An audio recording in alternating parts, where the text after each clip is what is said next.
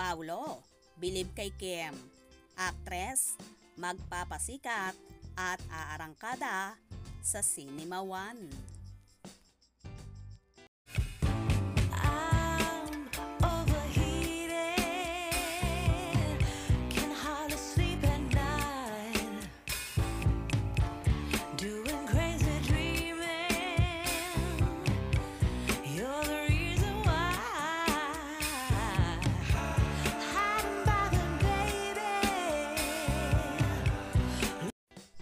Kilig, drama at katatakutan ang hatid ng multimedia idol na si Kim Chiu sa kanyang pagbida sa Cinema One ngayong Abril.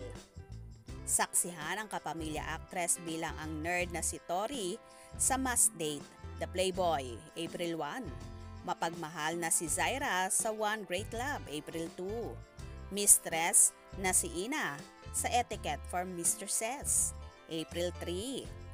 Paranormal expert na si Carmel sa Dotga, The One That Goes Away, April 4 at networking agent na si Anya sa All You Need Is Pag-ibig, April 5 na mapapanood mula Lunes hanggang Biyernes, 7 p.m. Ilan lang yan sa mga proyektong ginawa ni Kimi na ipalalabas nga ngayong Abril sa Cinema One.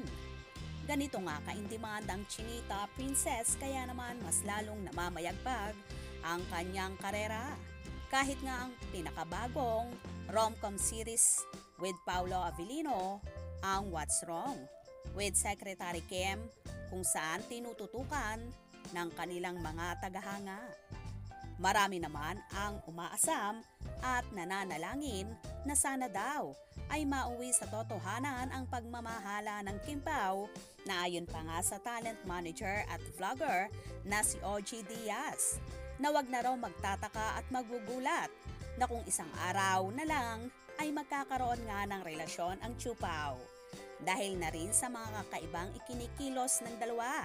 At ayon pa kay OG na fan daw siya ng Chiu Pao na palagi siyang kinikilig sa dalawa. For sure, happy naman si Paulo na muling mapapanood ang mga proyektong ginawa ni Kim sa Cinema One at paniguradong lalo siyang proud at na-in-love sa actress. Kaya naman tumutok at wag na wag pahuhuli sa mga maiinit na kaganapan. Anong inyong magiging reaksyon sa bidyong ito? Comment below.